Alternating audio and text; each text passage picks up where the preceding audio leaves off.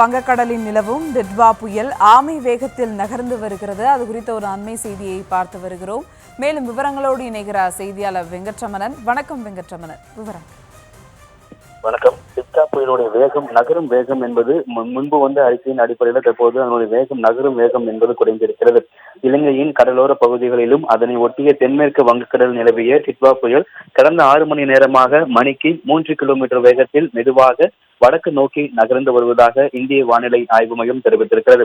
இலங்கையில் இருக்கக்கூடிய திருகோணமலைக்கு சுமார் 30 கிலோமீட்டர் தொலைவிலும், காரைக்காலில் இருந்து தென்கிழக்கில் 300 கிலோமீட்டர் தொலைவிலும், புதுச்சேரிக்கு தென்கிழக்கே 410 கிலோமீட்டர் தொலைவிலும், சென்னைக்கு தென்கிழக்கே 510 கிலோமீட்டர் தொலைவிலும் இந்த டிட்வா புயலானது தற்பொழுது மையம் கொண்டிருக்கிறது.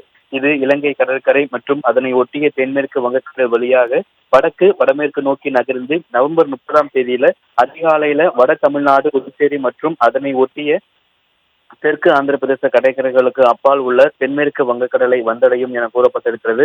தற்பொழுது வடகடலோரம் ஒட்டி இருக்கக்கூடிய மாவட்டங்கள்ல காற்றுடைய வேகம் என்பது அதிகரித்து வரக்கூடிய நிலையில இந்த டிட்வா புயலுடைய நகரும் வேகம் என்பது கடந்த 6 மணி நேரத்துல ஒப்பிடும் பொழுது நகரும் வேகம் என்பது சற்றே குறைந்திருக்கிறது.